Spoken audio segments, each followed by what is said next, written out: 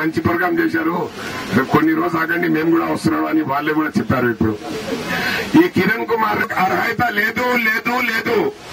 ఆయన హయాంలో ఆయన ఏం చెప్పారు? ముస్లిం మాట్లాడుతున్నారు, ఇస్లామిక్ బ్యాంక్ ఇస్తా, నేను అవి తెప్పిస్తా ఇవి తెప్పిస్తా. ఈ పచ్చి లేదు లేదు లేదు లేదు. ఎందుకంటే చంద్రబాబు నాయుడు మీరు తెలుసు, మీరు కిరణ్ కుమార్ రెడ్డికు సలహాదార్, కిరణ్ కుమార్ రెడ్డి మీకు సలహాదార్. ముస్లింస్ కు 4% రిజర్వేషన్ ఎవరిచ్చారు? స్వర్గీయ రాజ్ 99% ముస్లింస్ వీళ్ళందరూ ఆ చెట్లు కింద కూర్చున్నాడు. మీరు ఇటువైపు రండి, పోయి అటువైపు కూర్చుంటే ప్రజా సమస్యల కోసం ఎప్పుడూ కూడా మొన్ననే అసెంబ్లీ సమావేశం దాన్ని ఎండగట్టేటువంటి కరెంటు సమస్యలకి ఇది రేట్ల పెరుగుదలకు మాఫీ చేయడం నేరమా? అదేవిధంగా రైతులకు విద్య విడిపారు అది తప్పారు మేము అడుగుతూ ఉన్నాం. చంద్రబాబు నాయుడు గారు కట్టలేక అదే ఈ రోజు మళ్ళీ చంద్రబాబు నాయుడు బాధ ఏంటంటే నా రావాలని చెప్పేసి ఆయన ఒకవేళ ప్రభుత్వానికి మద్దతుల్లోకి రండి, గ్రామాలకు రండి, రైతులు బయటకు వస్తారా లేదా రైతులు మీరు అక్కడనే సమాధి చేస్తారా? మీకు బకాయిలు మాఫీ చేయడం తప్పు అంటున్నారు, 5 సంవత్సరాలు ఛార్జీలు పెంచుకోవడం తప్పు అంటున్నారు. ఏంటి వీళ్ళ ఉద్దేశం? అంటే కుదరదని చెప్పి ఉన్న రేట్లు పెంచి ఆ రోజు రాజశేఖర రెడ్డి గారి నాయకత్వం సమాధి చేసేటువంటి చంద్రబాబు నాయుడు గారు ఈ రోజు మాట్లాడుతున్నారు ఉచిత విద్యుత్ ఇవ్వకూడదని చెప్పి, రేట్లు పెంచాలని చెప్పి అవసరమైనంత మేర రైతులు నడుస్తూ ఉంది. రాబోయే రోజుల్లో మేమంతా కూడా ప్రతి గ్రామానికి వెళ్తాం. రాజశేఖర రెడ్డి గారు 5 సంవత్సరాలు రేట్లు పెంచలేదంటే అది వైఎస్ఆర్ గారు ఇచ్చిన మాట తప్ప అని మేము అడుగుతాం. ఇదంతా కూడా ప్రజలు అర్థం చేసుకుంటారు. ఆ రాబోయే రోజులలో ఏ తెలుగుదేశం ఓడానికి సాహసం చేయడం లేదు. ఈ రోజు మేము చాలా ఊళ్ళలో పోతున్నాం, ఏ కాంగ్రెస్ నాయకుడు చెప్తున్నామో వెంటనే ముఖ్యమంత్రి గారు దిగి వచ్చి విద్యుత్ ఛార్జీలు తగ్గకపోతే ఇందిరమ్మ 10 కిలోల కమరం మోసం పోయి బొబ్బిలి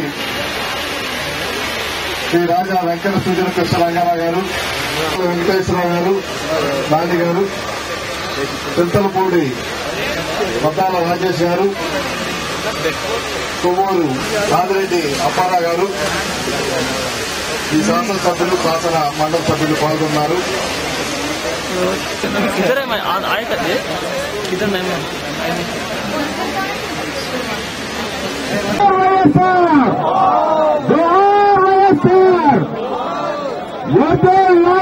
విజయమ్మ గారి నాయకత్వం, వైఎస్ఆర్ కాంగ్రెస్ పార్టీ.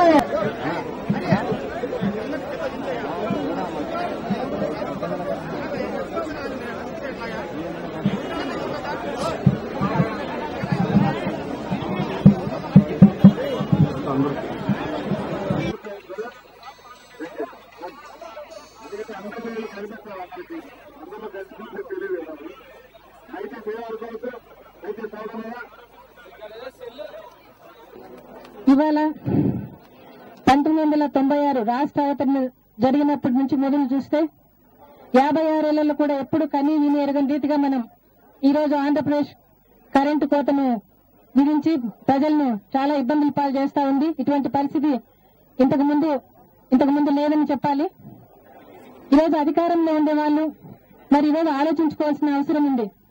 ఈరోజు ఈ ఛార్జీ పెంచొచ్చా, ఈ ఛార్జీ పెంచకూడదా అని.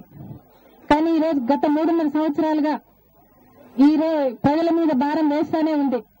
రాజశేఖర రెడ్డి గారు అయితే ఒక పైసా కూడా పన్ను పెంచకుండా ప్రభుత్వం జరిపిస్తే ఇవాళ వచ్చిన ఆయన రెక్కల కష్టం మీద వచ్చిన ఈ ప్రభుత్వం మరి ఈ రోజు ఏం చేస్తా ఉందంటే అన్ని రకాలుగా అన్ని పన్నులు వేసి ఈ రోజు ప్రజలను అడ్డు విరుస్తా ఉంది. వాళ్ళు చూస్తా ఉంటే మరి ముఖ్యంగా కరెంట్ అయితే మరి 32,000 కోట్ల రూపాయలు ప్రజల మీద భారం వేస్తా ఉంది ఇవాళ ప్రభుత్వం.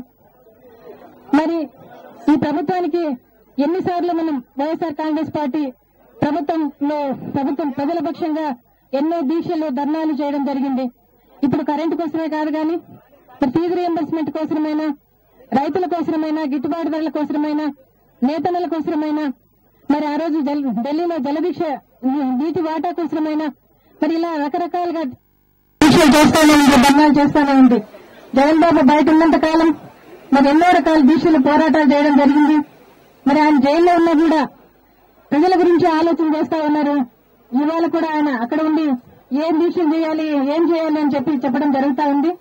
మరి ఈ రోజు కూడా మనం ఈ కరెంటు ప్రభుత్వం తగ్గించే పరిస్థితి లేదు కాబట్టి ఈరోజు ఈ ధర్నా నిరాహార దీక్ష చేయాల్సిన అవసరం ఉందిగా ఎమ్మెల్యేలందరం కూడా కలిసి కూర్చొని చేయాలని నిర్ణయించుకోవడం జరిగింది. మరి ఈరోజు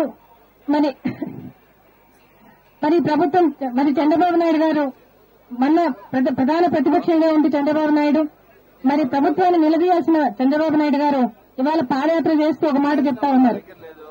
ఈ ప్రభుత్వం